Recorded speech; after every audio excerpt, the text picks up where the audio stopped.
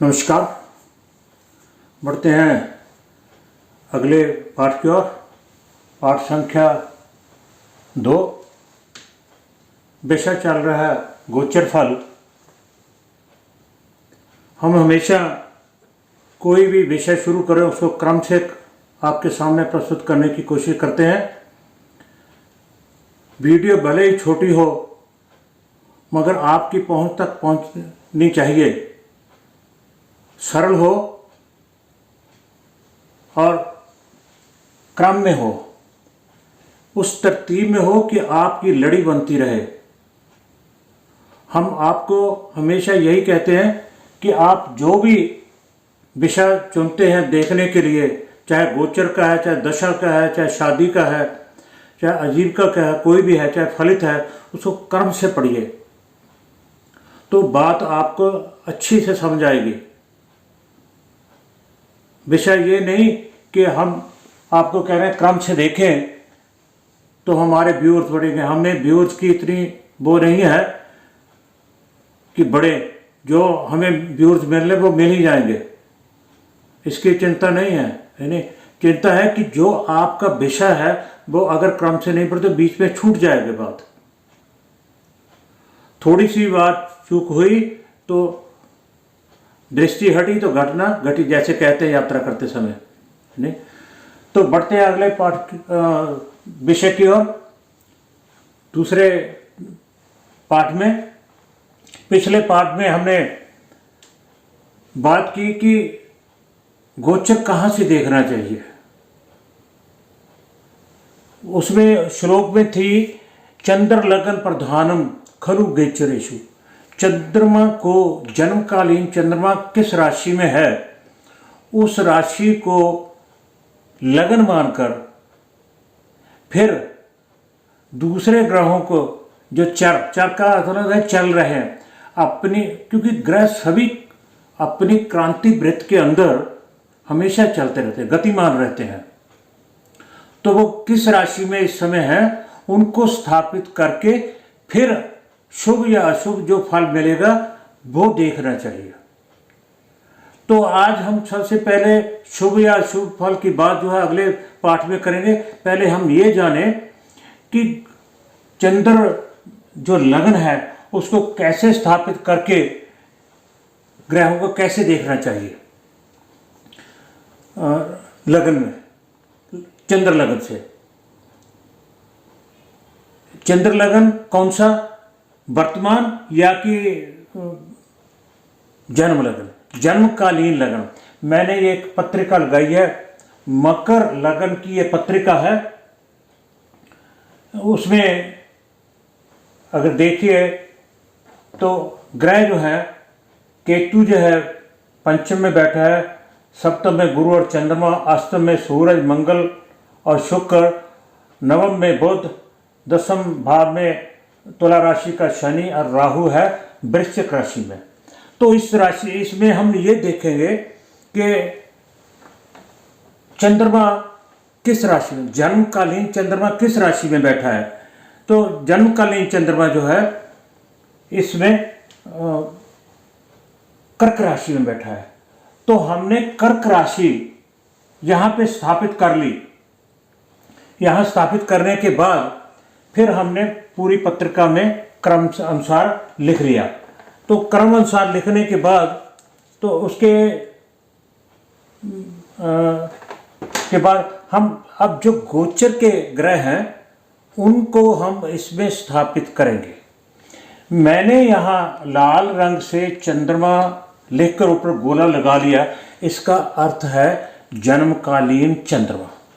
तो मैं ये गोचर अवस्था जो है जो आज तारीख है 24 दिसंबर 2024, उसमें ग्रहों की जो है चर, दूसरी लाइन में लिखा था ना, तस्मात्र त्रिक्षाधीप वर्तमान चर है। वर्तमान में ग्रह कहाँ चल रहे हैं उसको स्थापित करके कथेत फलानी, फिर उसको फल का कथन करना चाहिए। फिर फल कथन करना चाहिए। तो मैं जो है इस समय आज जो गुरु है कर्क राशि का है, और मंगल जो है, सॉरी, गुरु जो है चल रहा है वृष राशि में, कर्क राशि में जो है मंगल चल रहा है। मंगल कर्क राशि में है, और चंद्रमा और केतु जो है, चंद्रमा और केतु, तो राहु यहां आएगा मीन राशि में। उसके बाद बुध जो है वृश्चिक राशि का है, और सूरज धनु राशि में चल रहा है, और शुक्र जो है मकर राशि में है। 1 2 3 4 5 6 7 8, और कौन सा रह गया, शनि। शनि जो है कुंभ राशि में चल रहा है। तो ये जो है मैंने जो आज की स्थिति देखकर मैंने भर दी है। ये ग्रहों की वर्तमान स्थिति है जो मैंने यहाँ मेंशन की। जब हम जन्मकालीन चंद्रमा की राशि को यहाँ स्थापित करते हैं तो उसके बाद कई जो सीखने वाले मेरे मित्र हैं वो यही ग्रहों की स्थिति को यहाँ रख लेते हैं। ऐसा नहीं करना। जो वर्तमान पंचांग से देखिए, अपने कंप्यूटर सिस्टम से देखिए, मोबाइल से देखिए, कहीं से भी देखिए, अगर आपको याद नहीं है, अगर आप इसकी प्रैक्टिस में हो गए तो आपको याद हो जाएगा, है नहीं। मगर फिर भी भूल चूक से आपको पंचांग देख लेना चाहिए, ग्रहों की स्थिति क्या है, उसी के अनुसार जन्मकालीन राशि को लगन में स्थापित करके कौन सा ग्रह कहाँ चल कर रहा है, कहाँ चल रहा है, वो यहाँ पे स्थापित कर देंगे। ये इस पत्रिका की जो कर्क राशि थी, चंद्रमा कर्क राशि का था, तो हमने कर्क राशि को लगन में रख लिया। परंतु ये नहीं सभी का कर्क, जिस राशि में भी, मान लो किसी का तुला राशि में होता तो हम यहाँ तुला रख देते, फिर पत्रिका बनाते। मगर ग्रह कहाँ है वो उसी अनुसार रखते। किसी का सिंह राशि होती तो हम यहाँ सिंह रख देते, किसी की कुंभ राशि होती तो हम यहाँ कुंभ रख के स्थापित कर देते। और फिर उसके बाद फिर हम ग्रहों को जो प्रेजेंट दशा है, चर है, कौन कौन से भाव में या कौन कौन सी राशि में चल रहा है, उसके अकॉर्डिंग हम ग्रहों को स्थापित करके ये कुंडली बताएंगे। अब जो फल है वो D1 चार्ट ही देता है, D1 चार्ट ही बताता है, D1 चार्ट के अकॉर्डिंग ही होता है। मगर होता है या नहीं होता है, जिसकी मैंने अंतरदशा के पाठ में भी चर्चा की, इससे पहले पाठ में भी चर्चा की, कि हमें फल प्राप्त किससे होगा, D1 चार्ट से। कब होगा, ये दशा, अंतरदशा, प्रति अंतरदशा बताएगी। वो फल मिलेगा उस समय या नहीं, वो गोचर का काम है। गोचर आपका समर्थन करता है उस समय में या कि नहीं करता, तो वो हमने यहां से देखना है। तो हम देखेंगे, देखो यहां पे 2 चंद्रमा है, हम स्टडी कैसे करेंगे, गोचर को बना तो लिया चार्ट, हम देखेंगे चंद्रमा की बात चल रही है चर्चा, तो हम देखेंगे चंद्रमा से चंद्रमा कितनी दूरी पर है, 1 2 3, तीसरे चंद्रमा, जन्मकालीन चंद्रमा से वर्तमान चंद्रमा तीसरे चल रहा है, और वर्तमान चंद्रमा से केतु भी तीसरे चल रहा है। मंगल जो है चंद्रमा के साथ बैठा है, वर्तमान उसी में बैठा, लगन में ही बैठा है, तो इसको 1 मानते हैं।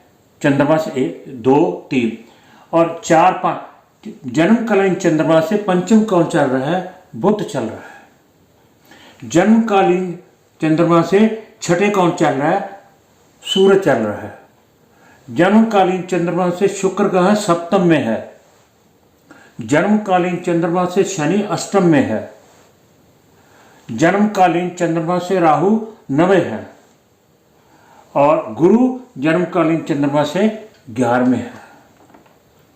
अब जो ये गिनती बोली मैंने, चंद्रमा से चंद्रमा तीसरे, सूरज छठे, बुध पंचम में, शुक्र सप्तम में, शनि अष्टम में, राहु नवम में और गुरु 11वें में। तो हम अगले पाठ में ये जानेंगे कि चंद्रमा अगर तीसरे चल रहा है, अपने जन्मकालीन चंद्रमा से तीसरे चल रहा है, तो वो क्या शुभ फल देगा। जो फल हमें D1 चार्ट मिलने नहीं थे, क्या वो समर्थन करता है, देने देगा या नहीं देगा। ये तीव्र गति का ग्रह है, 2.25 दिन में अगर उस दिन ना मिले तो 2 दिन बाद ये राशि बदल देगा, 2.25 दिन बाद। तो आप फिर बता सकते हैं। अगर बुध की बात की जाए, बुध पंचम चल रहा है, क्या पंचम जन्मकालीन चंद्रमा से बुध का पंचम में गोचर करना शुभ है या अशुभ है। ये जो बातें हैं, स्टडी है, जिनके आधार पर हमने जो फल हमें दशा, महादशा, अंतरदशा, जो भी प्रत्यंत दशा द्वारा इस चार्ट के योगों द्वारा मिलनी थी, वो मिलेगी या नहीं, इसके बारे में हम अगले पाठ में चर्चा करेंगे। इस पाठ में इतना ही। मेरे हिसाब से आपको बात बहुत ज़्यादा मुश्किल बात नहीं है, क्योंकि जन्मकालीन चंद्रमा को लग्न में स्थापित करना है और उसके बाद जो अपने क्रांति वृत्त पर इस समय कितनी डिग्री पर, कितने अंश पर ग्रह मूव कर रहे हैं और वो इस समय किस राशि में मूव कर रहे हैं, उसके अकॉर्डिंग हमें इस जो है पत्रिका में स्थापित कर देना है। और उसके बाद फिर हम काउंटिंग करके कि जन्मकालीन चंद्रमा से कितने चल रहा है, उसके हिसाब से शुभ या अशुभ फल का कथन करेंगे। ठीक है। सो जो 7.5 या ढैया या पाया, वो भी चंद्रमा की गति से ही पता चलता है, तो उसका जिक्र भी गोचर के लेसनों में ही कर दिया जाएगा। चंद्रमा की 7.5 क्या है, ढैया क्या है, ये सभी इसी लेसन की जो सीरीज में ही हम कर देंगे। और कृपया आप मेरे चैनल को लाइक, सब्सक्राइब और शेयर जरूर कीजिएगा। आप सबका बहुत बहुत धन्यवाद। इस पाठ में इतना ही। अगले पाठ में हम शुभ अशुभ की बात करेंगे, फल की। धन्यवाद।